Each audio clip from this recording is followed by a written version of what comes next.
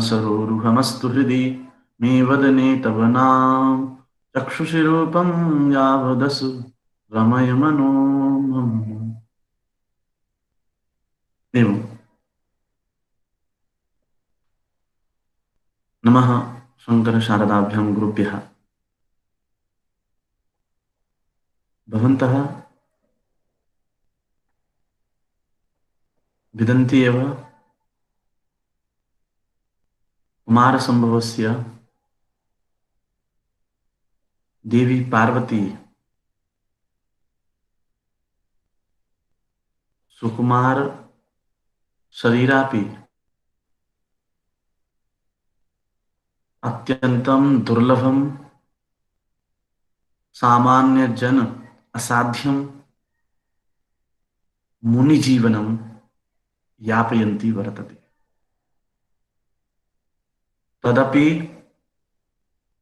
मुनीनां या जीवनशैली तपादि तया लक्ष्यं भजमाना वर्तते। एतादृशी पार्वती उद्देश्यं सम्मुखम् अनुभवन्ती तपो मार्गम् इतोपि दृढ़यति। यथा पंचाग्नि सेवन विधिना सा उत्कृष्टेन तपसा शिवं प्राप्तुम् अभिलषन्ती वर्तते। तादृशी पार्वती दृष्टा। पंचाग्नि पंचाग्निषु अवतिष्ठमाना उपविशन्ती देवी गिरिजा तत्र केवलं सूर्य विषयकम्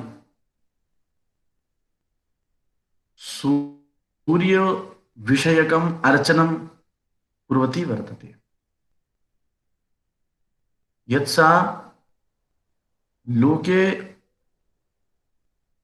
उपरिष्टलोके वा यदि किमपि तत्त्वम् अत्यन्तम् असह्यं वर्तते सः भवति सूर्यः। आदौ सूर्येण सूर्यतापं सोढ्वा सः शरीरं तापयन्ती वर्तते। एतादृशी पार्वती इदानीम् अद्यतनः यः श्लोकः अस्माभिः अनुसन्धेयः वर्तते, विचार विषयकः वर्तते, तस्य सेव आशयः वर्तते। सा पंचाग्निषु स्थिता देवी गिरिजा कथं सूर्यस्य दर्शनं करोति, सूर्यतत्त्वं विजयते, एतस्य प्रमापकं तत्शरीरं वर्तते इति। अस्तु, इति भवति प्रसङ्गः। प्रसङ्गे एव एषः विषयः ज्ञास्यते यत् सा देवी सूर्याभिमुखं निरीक्षणेन जनसामान्यस्य मुखे विकृतिः भवति इति तु सिद्धमेव।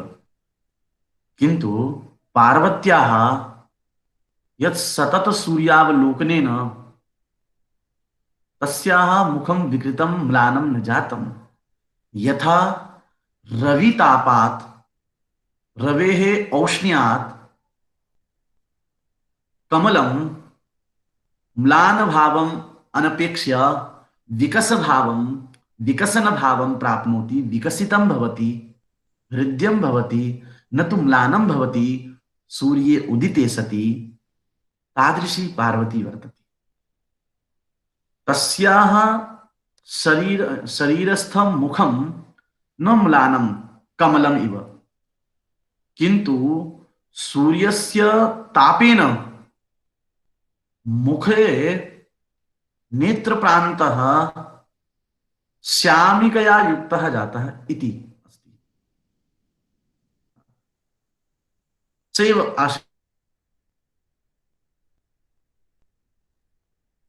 अस्माभिः श्लोकेन उच्चारयामि। इत्थं तथाभितप्तं सवितुर्गभस्तिभिः मुखं तदीयं कमलश्रियं दधौ अपाङ्गयोः केवलमस्य दीर्घयोः शनैः शनैः श्यामिकया कृतं पदम् शनैः शनैः श्यामिकया कृतं पदम्। एवं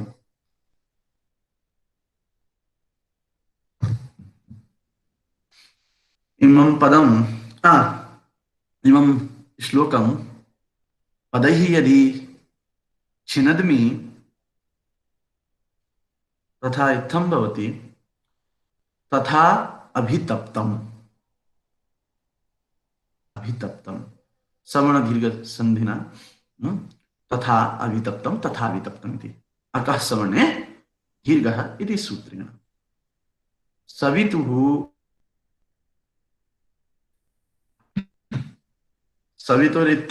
इत्यस्य अन्तिमः यः विसर्गभूतः यः रेफः सः गभस्तिवि इत्यस्य आदिमम् अक्षरं गकारं दृष्ट्वा ऊर्ध्वस्थः जातः खलु।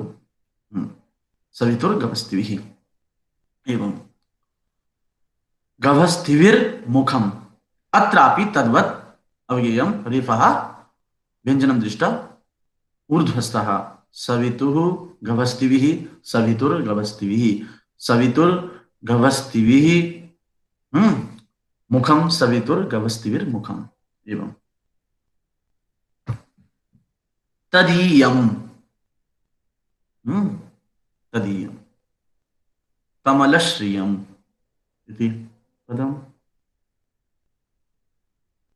दधौ इत्येतत् पदम् अपाङ्गयोः इत्येतत् पदं केवलम् इत्येतत् अस्य इति दीर्घयोः इत्याकारं पदं शनैः शनैः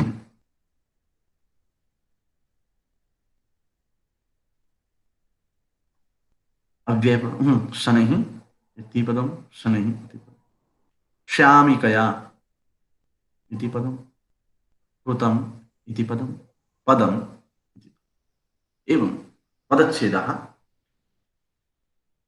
भवति। अधुना पदपरिचयं कुर्मः। तथा इत्याकारं यत् पदं तत्शब्दात् प्रकारार्थे थाल प्रत्ययेन तथा इति पदं सिद्ध्यति। पदमिदम् अव्ययं भवति। सदृशं त्रिषु लिङ्गेषु सर्वासु च विभक्तिषु इति परिभाषया अव्ययपदस्य त्रिषु अपि लिङ्गेषु समानेषु वचनेषु समानं रूपं भवति। तथा इति पदम् अर्थः तथा तेन प्रकारेण अभितप्तम् अभि उपसर्ग पूर्वः तप संतापे धातोः अभि उपसर्ग पूर्वात् तप संतापे धातोः त प्रत्ययेन अभितप्तम् इति रूपं भवति। अर्थः सर्वतोभावेन तप्तम् उष्णीभूतम् आधिक्येन तप्तम् इति। गभस्तिभिः गभस्ति इति शब्दः। अत्र तिच् प्रत्ययेन गभस्ति इति शब्दः सिद्ध्यति। अत्र गम धातोः गः इति रूपमपि अस्ति, पुनः भस् दीप्तौ धातोः भस्ति इति शब्दः अस्ति, भस् तदुत्तरं तिच् प्रत्ययः अस्ति। तो गम धातोः गकारः, भस् धातोः भस्, तदुत्तरं च तिच् प्रत्ययः, तिच् प्रत्ययः गभस्ति इति शब्दः पुल्लिङ्गः भवति। अत्र तृतीया विभक्तिः बहुवचने पठितोऽस्ति। गभस्ति इति शब्दस्य अर्थः किरणः, सूर्यस्य प्रकाशस्वरूपः किरणः।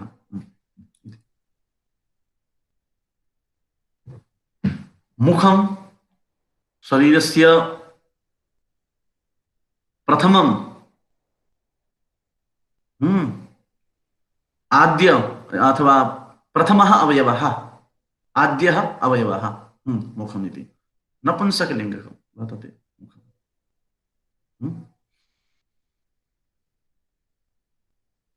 मुखं तदीयं, मुखम् अत्र प्रथमा विभक्तिः एकवचनमेव मन्तव्यं। प्रथमा विभक्तिः एकवचनं तदीयम् इति आगतम्।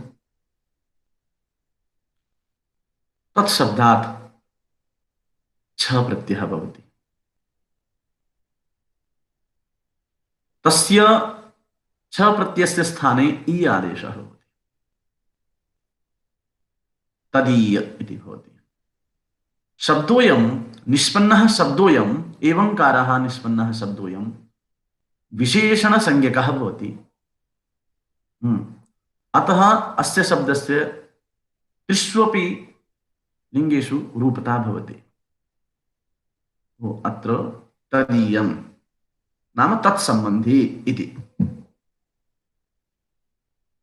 कमलश्रियं, कमलम् इति अस्ति, श्रियं कमल जनित श्रियः, श्रीः शोभा इति। अत्र कमलपदस्य समासः वर्तते श्रीपदेन। कमलम् इति पदं वर्तते पुष्पविशेषवाचकं नपुंसकलिङ्गकं कमलं भवति। तादृशस्य शब्दस्य श्रीपदेन समासः वर्तते, अतः भवति कमलश्री इति। कमलश्री शब्दः दीर्घ ईकारान्तः स्त्रीलिङ्गः।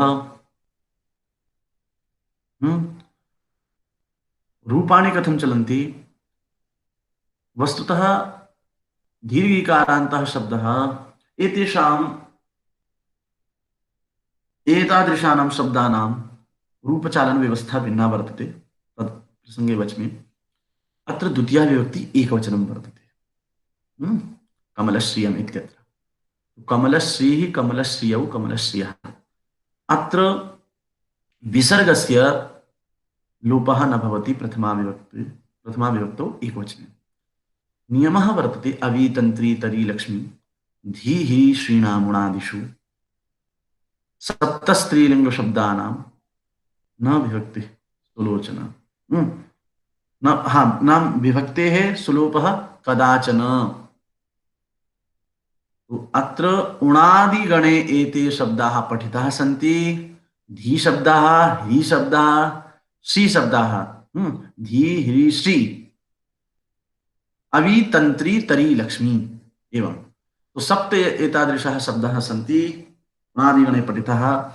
एतेषां शब्दानां विशेषा व्यवस्था कृता वर्तते पाणिनिना भगवता। अतः एतेषामपि प्रातिपदिकानां प्रथमा विभक्तौ विभक्तेः लोपो न भवति, अथवा श्रीः श्रियौ श्रियः, धीः धियौ धियः अस्ति। एवं विसर्गः श्रूयते। एवं कमलश्रियं दधौ इति बुधाय धारण पोषणार्थ धा धातुः तादृशात् धातोः दधाति इति क्रियापदं भवति। धारयति, पोषयति इत्यर्थः। तो धातुः धारणे अर्थे उष्णे च अर्थे अत्र धारणार्थः परोक्षार्थे लिट् लकारम् आश्रित्य दधौ इति रूपं भवति। दधौ ददतुः दधुः एवम्।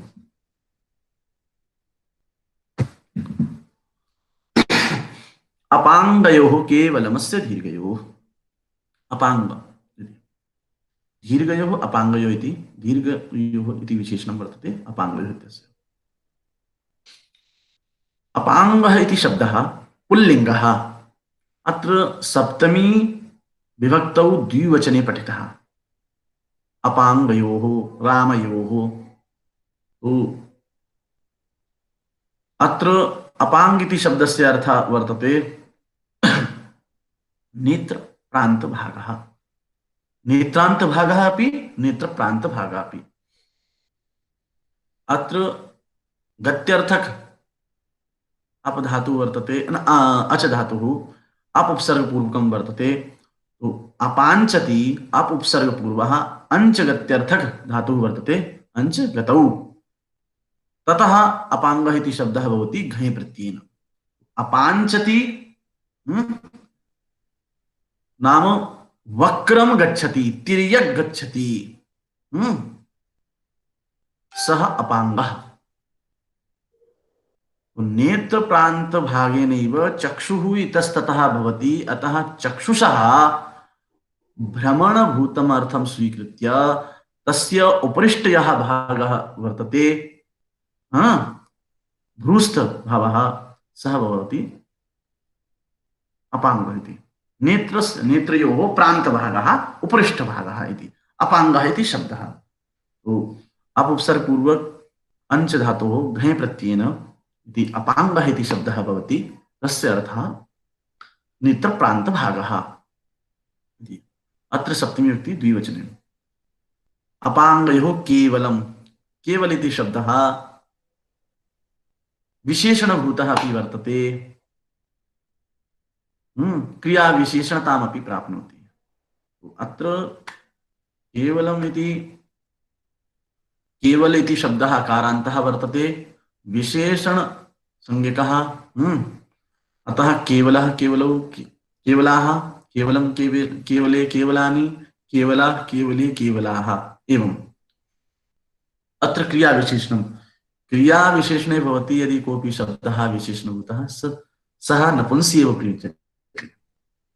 सामान्यं क्रियार्थं विशेषणं नपुंसी एव प्रयुज्यते केवलम् इति वर्तते। मात्र बोधक मात्र इति बोधकं पदं केवलम् अस्य इदम् इति शब्दस्य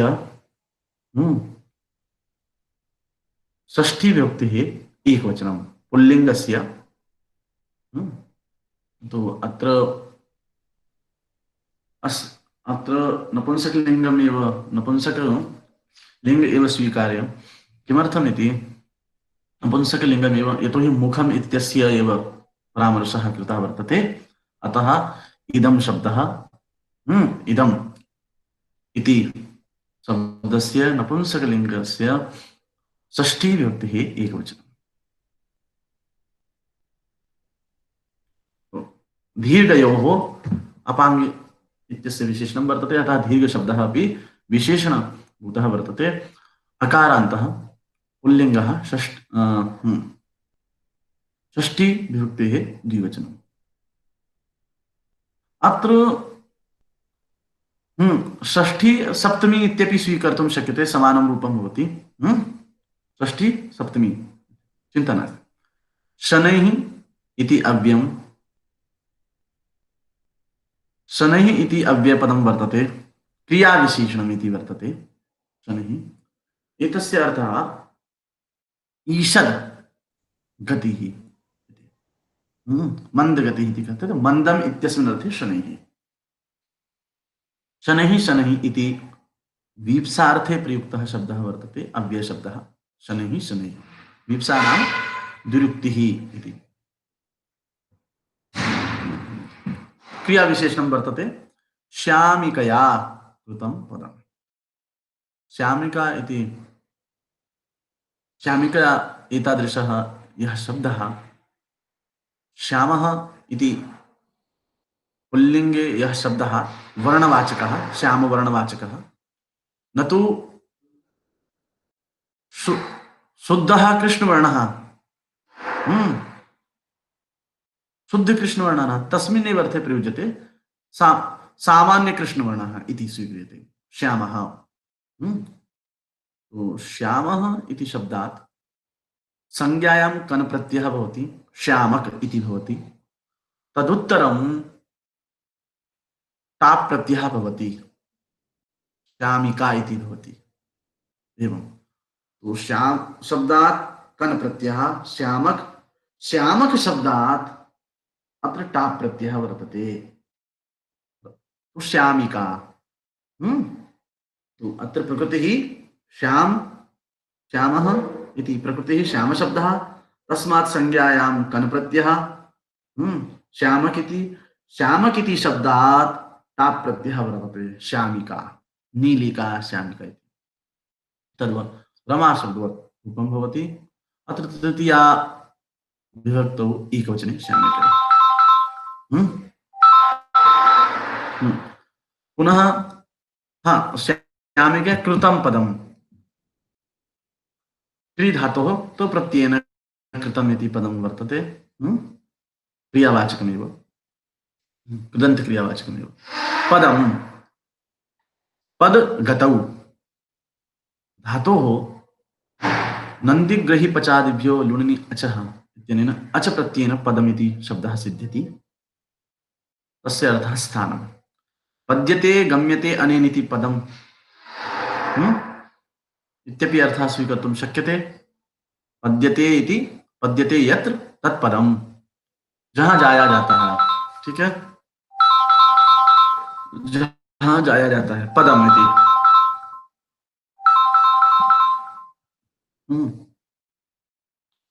पदम इति स्थानम। तो पदम इति शब्दः नपुंसक लिङ्गे प्रथमा विभक्तो एकवचने एवम्। इदानीम् अन्वयः क्रियते तथा वितप्तं सवितुर्गवस्तिभिः मुखं तदीयं कमलश्रियं ददौ अपाङ्गयोः केवलमस्य दीर्घयोः शनैः शनैः श्यामिकया कृतं पदम्। अत्र वाक्यद्वयं वर्तते। प्रथमं यद् वाक्यं वर्तते तथा वितप्तं सवितुर्गवस्तिभिः मुखं तदीयं कमलश्रियं ददौ इति। अस्य वाक्यस्य क्रिया वर्तते दधौ इति क्रियापदं मुखमिति कर्तृपदम्। द्वितीयं वाक्यं वर्तते अपाङ्गयोः केवलमस्य दीर्घयोः शनैः शनैः श्यामिकया कृतम्।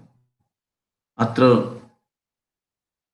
कर्म वाच्येन वाक्यं वर्तते श्यामिकया इति कर्तृपदं तृतीयान्तं कृतमिति कृदन्तक्रियापदं पदमिति कर्मपदम् एवम्। अन्वयः भवति सवितुः गभस्तिभिः सवितुः गभस्तिभिः अभितप्तं तथा मुखम एवं। तो सवितुः गभस्तिभिः तथा अभितप्तं मुखम कस्याः मुखम तो प्रकृतः अर्थः एव स्वीकार्यः पार्वती। तो पार्वत्याः मुखम कमलश्रियं कर्मपदं वर्तते दधौ इति क्रियापदम्। तो सवितुः गभस्तिभिः तथा अभितप्तं तदीयं वर्तते खलु तदीय मुखम। तो तदीयं नाम पार्वती संबंधी मुखम कमलश्रियं दधौ इति अन्वयः। द्वितीयस्य वाक्यस्य भवति अस्य न मुखमिति अस्ति अतः मुखस्य अस्य दीर्घयोः अपाङ्गयोः श्यामिकया शनैः शनैः पदं कृतम्। हम्म, एवं केवलमिति कुत्र तत्र सवितुः गभस्तिभिः तथा अभितप्तं तदीयमुखं कमलश्रियं ददौ। पुनः अस्य दीर्घयोः अपाङ्गयोः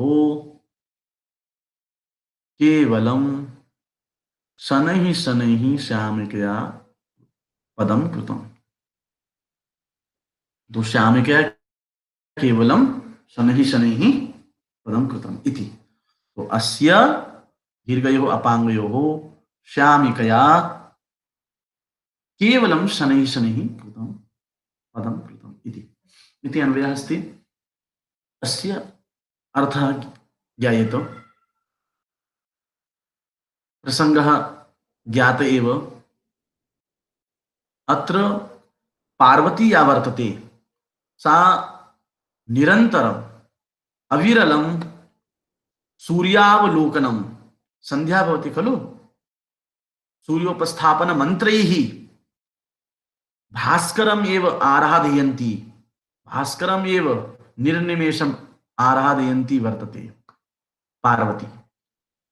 सा सूर्यस्य सर्वविधमपि तापं सहमाना वर्तते। अतः सूर्यस्य तापेन तस्य शरीरस्य मुखं क्षीणं न जातं, किन्तु तेन तापेन तस्याः मुखे नेत्रभागयोः नेत्रयोः उपरिष्ठभागे श्यामिका जाता वर्तते। पश्यामः। सवितुः जगत् सुवति प्रकाशयति इति सविता खलु। जगत् प्रकाशकस्य सूर्यस्य गभस्तिभिः किरणैः प्रकाशस्वरूपैः किरणैः। सूर्यस्य किरणाः प्रकाशस्वरूपाः। अतः जगत्प्रकाशकस्य सूर्यस्य सूर्यदेवस्य गभस्तिभिः प्रकाशरूपैः गभस्तिभिः किरणैः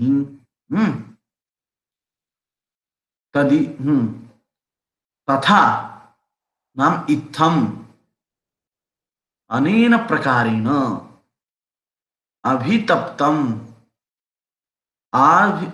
नाम आभिमुख्येन तप्तं वर्तते तदीय मुखम। तो अभिमुखम इत्यत्र अभि इत्यस्य अर्थः वर्तते आभिमुख्येन सर्वतो भावेन सर्वतः प्रकारेण।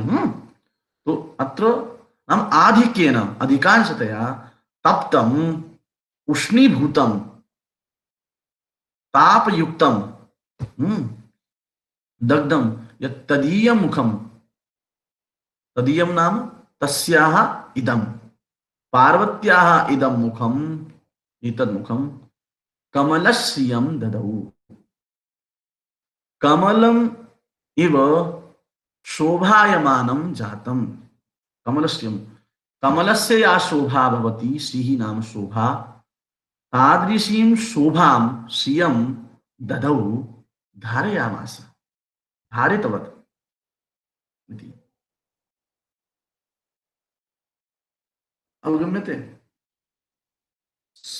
सवितारं विलोकयन्ती पार्वतीं विलोकयन् कविः लिखति सवितुः जगत् प्रकाशकस्य अवलोकन विषयभूतस्य। अवलोकन का विषयभूत है सविता, इसलिए सवितुः नाम पार्वत्याः अवलोकन विषयभूतस्य सवितुः सूर्यस्य गभस्तिभिः प्रकाशस्वरूपैः किरणैः अभितप्तम् अस्ति। आधिक्येन तप्तं वर्तते, औष्ण्ययुक्तं वर्तते, उष्णासहितं वर्तते। तदीय मुखं पार्वत्याः मुखम् आननं वदनं तद्वदनम् एतादृशमपि तादृशं वदनमपि कमलश्रियं दधौ। शोभा दृष्ट्या कथम शोभते, कमलस्य श्रियं, कमलस्य शोभाम अचूचुरत, कमलस्य शोभाम आधार्य, कमल की शोभा को धारण किया, मानो कमल की शोभा को चुरा लिया है, ऐसा कवि कहना चाह रहा है। ऐसा, ये नहीं कहा कि शोभायमान हो रहा है, ठीक है, ये नहीं कहा सुंदरम अस्ति, कमलश्रियम धारे, कमल की शोभा को धारण कर रहा था। कथम, यथा, तथा है ना, उस प्रकार, तो यथा, यथा रवि किरण स्पृष्टम दिवा कमलम म्लानम न भवति, न म्लायति अपितु हृद्यमेव भवति, शोभाकरमेव भवति, तथा, तथा इत्यस्य तेन प्रकार, तथा वैसे ही सवितुः सविता के, सूर्य के गवस्तिभिः किरणों से अभितप्त, अधिक रूप से, सभी, सर्वतः जैसे कहेंगे हम, सर्वतो प्रकार, सर्वतः प्रकार है ना, सर्वात्मना, तो सभी प्रकार से उनका जो शरीर था वो जल रहा था। तो मुख जो है वो अधिकांश तप्त हो चुका था। तो ऐसा मुख जो है कमलश्रियम, कमल की शोभा को धारण किया। तो रवि कमलम न रात्रौ शोभते अपितु दिवा एव शोभते, दिने एव शोभते, तद्वत् एतस्यापि मुखम, पार्वत्यापि मुखम कमलम इव शोभायमानम आसीत् रवि ताप सहनतायाम, रवि ताप मर्दने इति। तर्हि कुत्रचित्तु शरीरे तापः प्रभवति, कहीं तो शरीर पर ताप प्रभावी होगा, शरीर को प्रभावित करेगा, कहां करेगा, मुख तो उनका और जो है शोभायमान हो रहा है कमल के जैसे। तो कह रहे हैं कवि, हाँ वो जो ताप है वो उस ताप का बस शरीर पर इतना प्रभाव पड़ता था। बता रहे हैं, अपांगयो केवलमस्य दीर्घयो अस्य मुखस्य, अस्य का अर्थ हम पार्वती नहीं ले सकते हैं, ये जो सर्वादिगण में पठे जो शब्द हैं वो ठीक अपने से पूर्व अर्थ के ही बोधक ज्ञापक सूचक होते हैं, सर्वनाम शब्द है। यह मुखम शब्द आया है नपुंसक, मुखम, उस मुख को दोबारा मुख शब्द से ही व्यवहार न किया जाए, काव्य मार्ग में अच्छा नहीं माना जाता है, इसलिए अस्य शब्द से किया, ठीक है, अस्य, मुखस्य न, मुखस्य शब्द से न कहते, अस्य कह रहे हैं, तो मतलब मुखस्य, अस्य मुखस्य अपांगयो दीर्घयो अपांगयो, मुखम न क्षीणम आसीत् किंतु मुखे दीर्घ दीर्घौ अपांगौ वर्तेते, दीर्घे नेत्रे वर्तेते, मुख पर जो विशाल रूप में जो, और उन नेत्रों की जो प्रांत भाग है,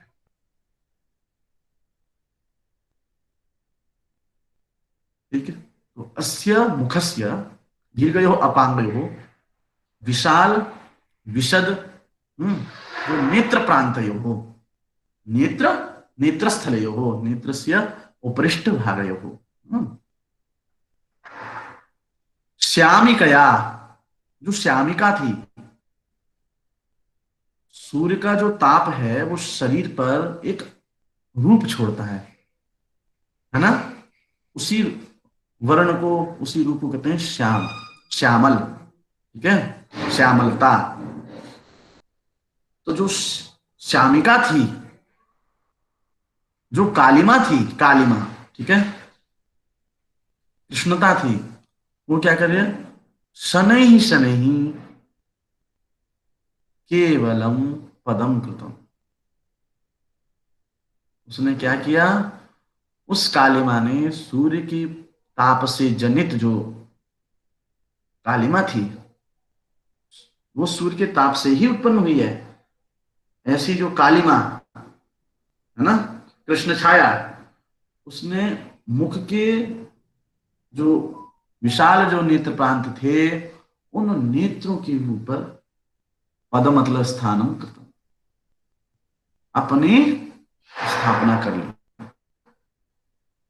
पदम कृतम, पदम स्थानम कृतम स्थापित, तो अपने को बैठा लिया, कवि की शैली में कहेंगे तो, ठीक है। ये है मतलब, कहने का आशय यह है कि जो कालिमा थी वो केवल पार्वती जी के नेत्र प्रांत पर जाकर के बैठ गई, वहां बस थोड़ी सी कालिमा है। ये कवि कहना। अब सौंदर्य शास्त्र के अनुसार कीदृशम मुखम, कीदृशम व शरीरम, हम्म कीदृशम शरीर, शरीर सौंदर्यम इति तत्तु शास्त्रे, शास्त्राणि एव द्रष्टव्यानि सन्ति। आम कि कथ कीदृशम मुखम स्यात्, किन्तु अत्र तु कवे एष एव आशयः अस्ति यत् निरंतर सूर्यावलोकनेन, सूर्य ताप सहनेन, सूर्यस्य अत्यधिक तापेन मुखम तप्तमपि न विकार युक्तम जातम, विकृतम न जातम,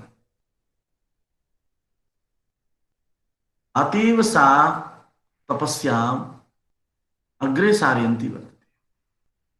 यदि सूर्य को ताप सहन से मुख यदि तप्त हो जाए और विकार युक्त हो जाए तो तपस्या भंग हो जाएगी। तो इस जैसे सूर्य के किरणों से स्पृष्ट संपर्कित होता हुआ भी कमल म्लान नहीं होता है, शुष्क नहीं होता है, अपितु विकृत रहित ही होता है, शोभा युक्त ही होता है कमल, है ना। उसी के जैसे पार्वती जी भी जैसे जैसे सूर्य का ताप बढ़ रहा था, जैसे जैसे सूर्यावलोकन कर रही थी उन पंचाग्नि में, ज्ञात है पहले का विषय, पंचाग्नि में सूर्यावलोकन ही किया जाता है, सूर्य तत्व पर विजय प्राप्त की जाती है पहले, है ना। तो सूर्यावलोकन में निरंतर संलग्न है पार्वती जी, उनका मुख भी रत्ती भर भी ईषद भी मलिन नहीं हुआ, विकृत नहीं हुआ। ऐसे ताप को सहन करने वाला मुख कमल की भांति शोभायमान हो रहा था, मानो उसने कमल की शोभा को का ही अनुसरण किया हो, शोभा को ही चुरा दिया, ऐसे शोभायमान हो रहा था। तो यहां कवि ये कहना चाह रहे हैं कि ये उनका स्वयं का निर्णय था कि तपस्या करनी है और इस दक्षिणायन से उत्तरायण मार्ग से जाना है, सूर्य तत्व पर विजय करनी है। तो सूर्य के ताप सहन में जो उनकी क्षमता है, शक्ति है, वही प्रतीत हो, उससे ये लगता है कि उन पर सूर्य के प्रकाश का, सूर्य का प्रभाव बिल्कुल भी नहीं था। सूर्य तत्व उनको तपस्या से विचलित नहीं कर सका, और बल्कि ये कहते हैं कि वो उस तप से, उस सूर्य ताप से वो दिन प्रतिदिन शोभायमान हो रही थी, निखर रही थी, है ना। हिमना संलक्षते यज्ञो विशुद्धि श्यामी का पीवा, ये कहा गया है। सोना जो होता है, रघुवंश में कहा गया है सोना जो होता है या स्वर्ण में जितनी भी आभूषण होते हैं उसकी विशुद्धि जो है, शुद्धता का परीक्षण जो है अग्नि नहीं होता है। मोदी साहब जी भी यही बात कहते हैं, अस्माकम आदरणीय प्रधानमंत्री यहाँ पे, तो वो पार्वती जी हैं, सुवर्ण में है समझ लीजिए, है ना। तो इस सूर्य तत्व पर विजय प्राप्त कर रहे हैं। और देखिए कवि सृष्टि का उल्लंघन भी नहीं करना चाह रहा है, तो सूर्य के ताप को आदर भाव से रख रहा है। कहाँ रख रहा है? बस वह सूर्य ताप की जो कालिमा थी, सूर्य ताप जनितम जनितः यह कालिमा यत् कार्ष्ण्यम तस्याः मुखस्य नेत्र प्रांतयो अवस्थितः। बस जो कालिमा थी वो उनके नेत्र प्रांत पर थोड़ी सी थी, उसने बस नेत्र प्रांत को शनै ही शनै ही, उसने नेत्र प्रांत को बस थोड़ा कालिमा में किया सूर्यता। यह आशय है, ठीक है। अब हम इसमें ज्यादा कुछ है नहीं। अब जो गवस्ती शब्द है, हम कुछ व्याकरण दृष्टि से शब्द विचार कर लेते हैं। गवस्ती जो शब्द है वो कैसे बना है? गम्यते अनेन गम्यते ज्ञायते इति गह, ठीक है। तो गम धातु से ड प्रत्यय करेंगे, गह बनेगा। गम्यते का अर्थ करें ज्ञायते, है ना। गम के चार अर्थ हैं, ज्ञायते इति गह। फिर तम, बभस्ति नाम दीपयति इति गभस बना, तो उसमें तिच प्रत्यय करेंगे तो गभस्ती शब्द बन जाएगा, पुल्लिंग में बनेगा, जो कि किरणवाचक होता है। और इसमें कहा भी गया है, कुश का एक वाक्य है कि किरणोस्र मयूखांशु गभस्ती ग्रीष्मि रश्मय। ये अमर कोश के वचन के अनुसार जो गभस्ती शब्द है वो किरणवाचक है। किरण, गभस्ती, मयूख, अंशु, ग्रीष्मी, रश्मि। सविता जो शब्द है, सुवती, सूयते, जगत इति सविता, त्रिच प्रत्यय। जो सुई प्रसवी जो धातु है उसे त्रिच प्रत्यय करेंगे, कल हमने जाना था, तो सवितुहु बनता है। तो वहां कहा गया है भानुर्हंस सहस्रांशु तपन सविता रवि। भानुर भानु हंस सहस्रांशु तपन सविता रवि। इस अमरकोश के वचन के अनुसार सविता जो शब्द है वो रवि, सहस्रांशु इत्यादि का पर्याय है, ये होता है। एक जो शब्द है सवितुहु गभस्ती, ठीक है, सवितु स्पष्ट शब्द है, सवितुहु गभस्ती।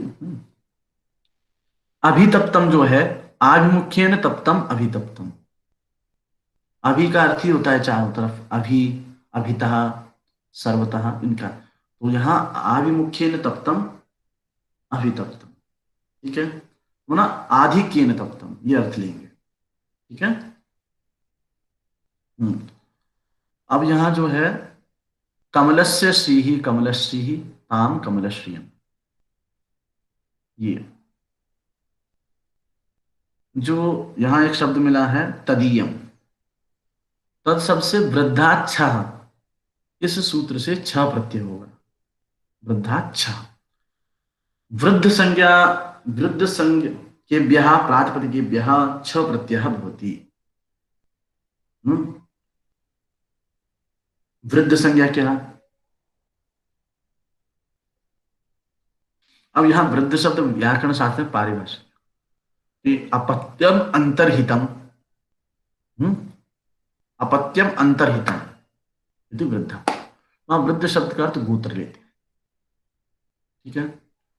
तो तस उस छ के स्थान पे आयनीया फड़ग छड़ाम प्रत्यादि नाम से ई हो जाएगा।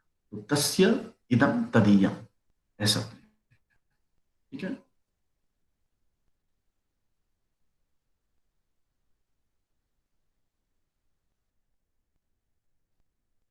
हम्म।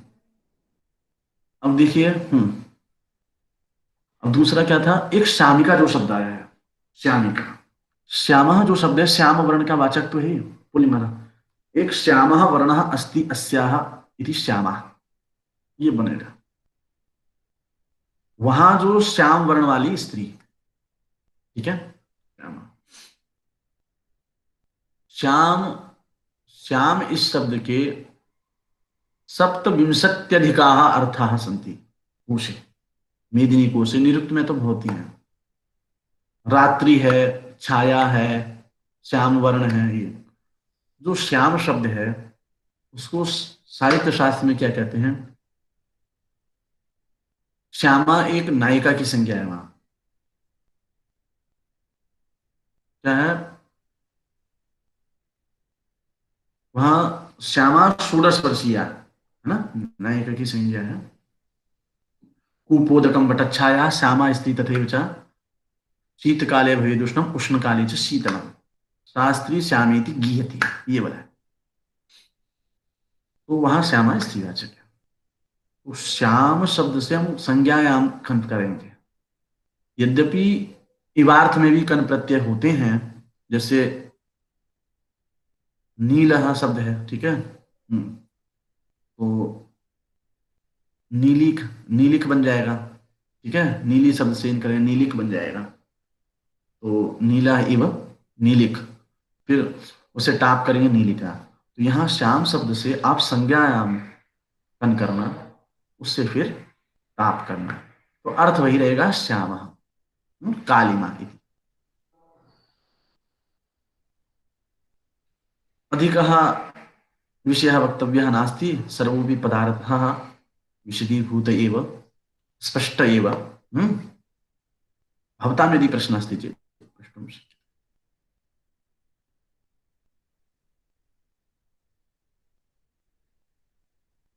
हम्म।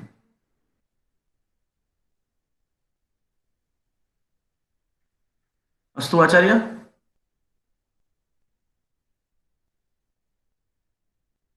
हम्म। एतावदेव। अस्तु, धन्यवादः।